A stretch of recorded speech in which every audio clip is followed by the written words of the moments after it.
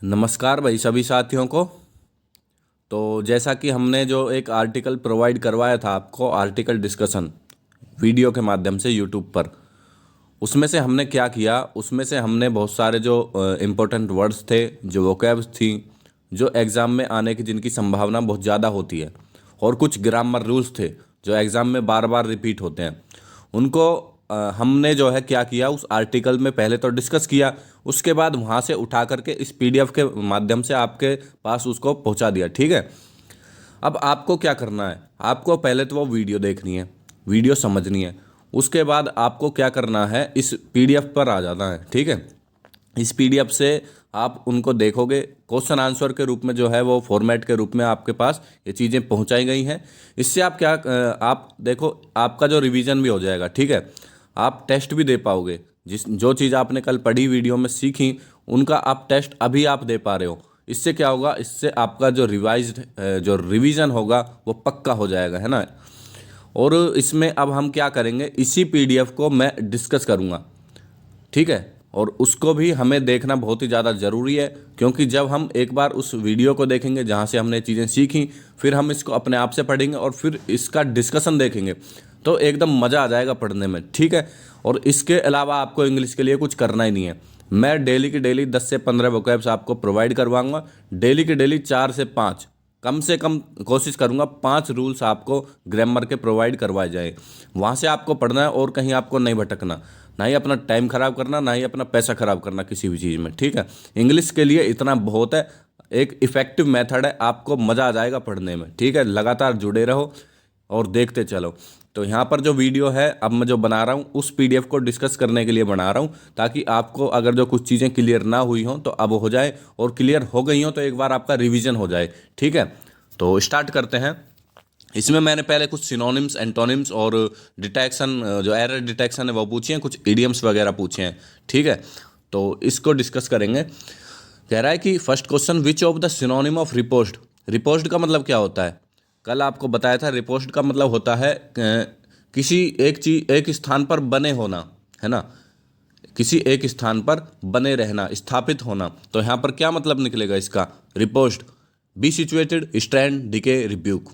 इसका मतलब होगा बी सिचुएटेड, एक स्थान पर बने हुए रहना, स्थापित होना। ठीक है। नेक्स्ट है, which of the synonym of condemn. Condemn का क्या मतलब बताया था।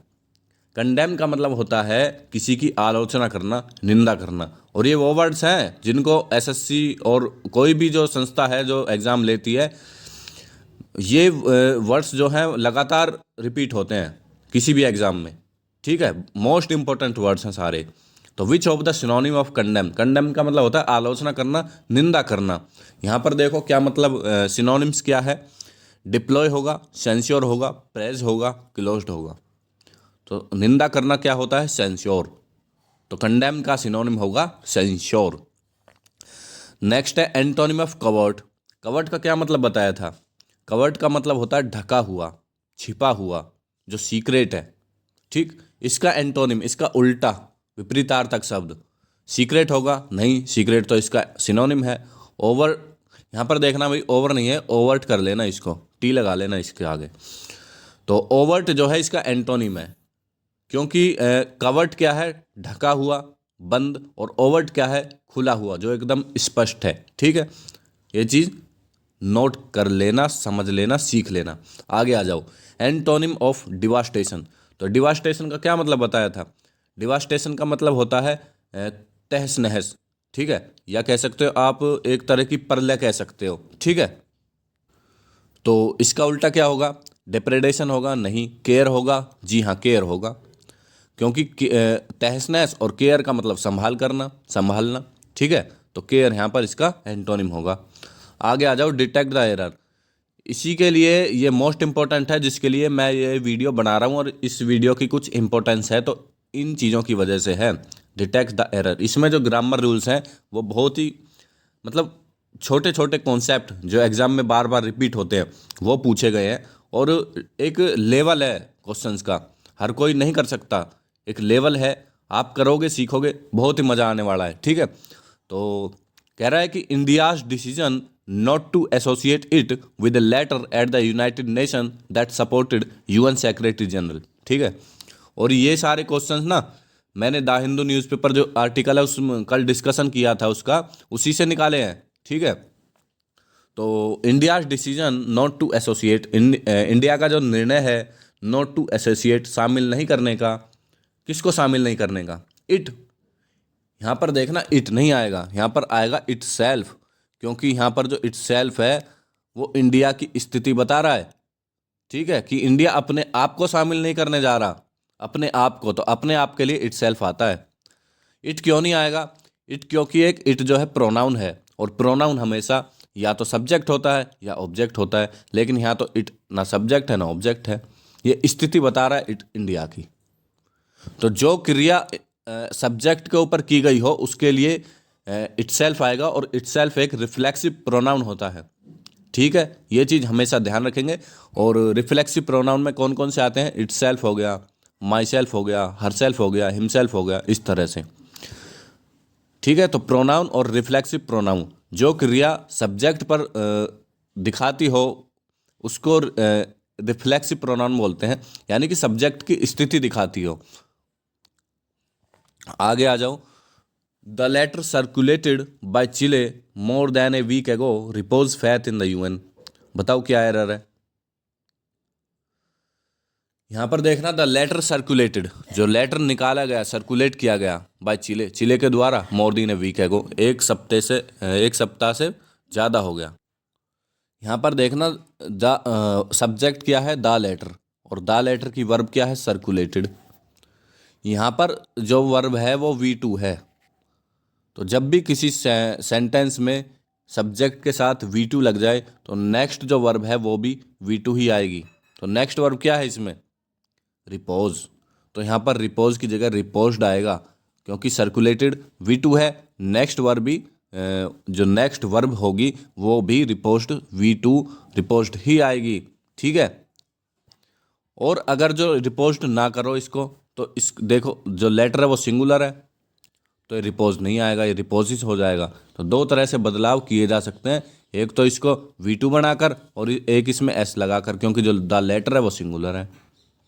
ठीक है, पर यह चीज़ हमेशा ध्यान रखना, जो चीज़ जो क्रिया जो है भूतकाल में हो चुकी है, पास्ट में हो चुकी है, उसके लिए हमेशा V2 ही लगाएगा एग्जामिनर। ठीक है, उसी को कंसीडर करेगा। Next, at the UN general assembly Israel prime minister Netanyahu refer to the body as an anti semitic swamp. इसको स्वैम्प कर लेना भाई, ये स्वैम्प है। ठीक है, कह रहा है कि at the UN general assembly Israel prime minister Netanyahu refer to the body as an anti semitic swamp. क्या एरर है इसमें, इसमें एरर है इजराइल की, क्योंकि इजराइल जो है अपने आप में एक नाउन है, इजराइल एक कंट्री है और कंट्री नाउन होती है। जबकि वो कह रहा है कि इजराइल प्राइम मिनिस्टर, तो प्राइम मिनिस्टर भी एक नाउन है, और नाउन की विशेषता बताने के लिए हमें एडजेक्टिव चाहिए। तो यहाँ इजराइल जो होगा वो एडजेक्टिव फॉर्म में आएगा, और इजराइल की एडजेक्टिव फॉर्म क्या होगी, इजरायली, इजरायली, या तो ये आ सकता है एडजेक्टिव आएगा, या फिर यहाँ पर आप लगा दो इजराइल्स, एपोस्ट्रोफी लगाकर एस लगा दो, इजराइल का, है ना।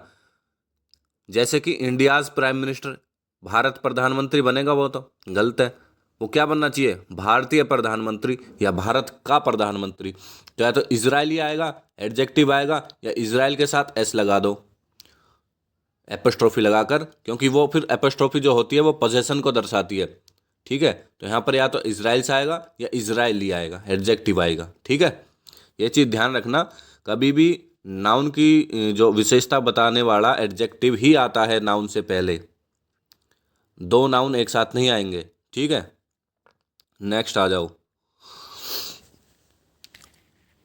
इडियम्स पूछ रहा है, बर्न ब्रिजिस। बर्न ब्रिजिस का क्या मतलब है, ब्रिज को जला देना, damage relationship, cut the connection, to make difference, to finish the last movement. तो बर्न ब्रिज का मतलब होता है डैमेज रिलेशनशिप, अपने संबंधों को खराब करना, अपने संबंधों को तोड़ना, है ना, डैमेज करना।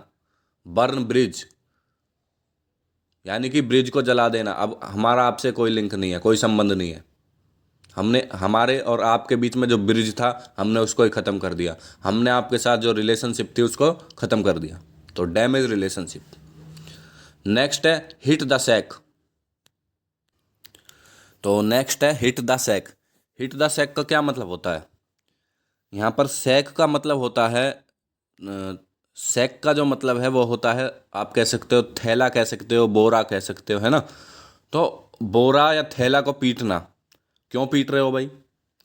पीटना मतलब उसको झाड़ रहे हो, उसको, अपने थैले को, अपना जो बोरा है बड़ा सा, उसको झाड़ रहे हो। क्यों भाई? हमारे पास बिस्तर तो है नहीं, हम इस थैला को ही, इस बोरा को ही बिछा करके सो जाएंगे। तो hit the sack. Hit the sack का मतलब होता है टू गो टू स्लीप, सोने के लिए जाना। तो आप जब भी अब सोने के लिए बोला करोगे तो हिट द सैक का यूज़ किया करो, ठीक है। आगे आ जाओ। Look after. लुक आफ्टर का क्या मतलब होता है? लुक आफ्टर, लुक माने देखना, आफ्टर माने पीछे। यानी कि कोई आपके पीछे पीछे लगा हुआ है, आपको देख रहा है, आप कहाँ जा रहे हो, आप क्या कर रहे हो, आपको देखता जा रहा है लगातार, है ना। तो मतलब आपकी एक तरह से वो केयर कर रहा है कि कहीं इसको कुछ हो ना जाए, कहीं गलत काम ना कर ले, तो आपके पीछे है हमेशा, आपको देखता रहता है, आपकी केयर करता रहता है, आपकी केयर करने के लिए हमेशा तैयार है। तो to to care, sorry, to take care, देखभाल करना, है ना। आगे आ जाओ। अब यहाँ पर देखो आंसर सारे पहले से ही दिए गए हुए थे। आपने जब भी आप जो है इनको क्वेश्चंस को सोल्व करो तो आप अ- अपने जो आंसर हैं वो यहाँ से मिलान कर सकते हो, मैच कर सकते हो। और अपने आंसर जो है आपने कितने सही किए उसको जो है आप टेलीग्राम पर आप बताना ज़रूर कि आपने आज कितने क्वेश्चन सही किए हैं, ठीक है, और कौन कौन से क्वेश्चन आपसे नहीं बने। तो यहाँ पर कुछ वोकैब्स थी जो हमने अभी यूज़ की उस आर्टिकल में भी और इसमें पीडीएफ में भी, क्वेश्चन आंसर के रूप में। उनका जो है हिंदी मतलब बताया गया है। अगर जो किसी को वोकैब नहीं आती तो वो यहाँ से हिंदी मतलब भी उनका देख सकता है। अब इस चीज़ का क्या फ़ायदा है? ये आपके पास देखो आज 7 जो वोकैब है वो करवा दी। इनको रट लो, इनको याद कर लो, इनको देख लो। इनको अब देखना सीखना बहुत ही आसान हो जाएगा क्योंकि इनके बारे में हम काफ़ी डिस्कशन अब कर चुके हैं, ठीक है। तो बहुत ही आसान तरीका है, इससे आसान तरीका कुछ और होगा नहीं। सिर्फ ये 3 चीज़ें करनी है। पहले आर्टिकल का डिस्कशन देखना है, उसके बाद पीडीएफ में जो क्वेश्चन आंसर सोल्व करने हैं, और उसके बाद जो मैं करवाऊंगा पीडीएफ का सॉल्यूशन ये देखना है। और यहाँ पर आपको जो है वो कैब करवाई दी गई 7, ठीक है। बड़ा मज़ा आने वाला है आपको, देखते चलो बस। रिपोस्ट का मतलब होता है स्थान पर होना, टू बी सिचुएटेड। स्ट्रेन का मतलब है तनाव, खिंचाव। डीके 6 नाश, रिब्यूक, झड़प, फटकार। ये सब आप अपने आप देख लोगे, इसमें कोई समझाने वाली बात है नहीं।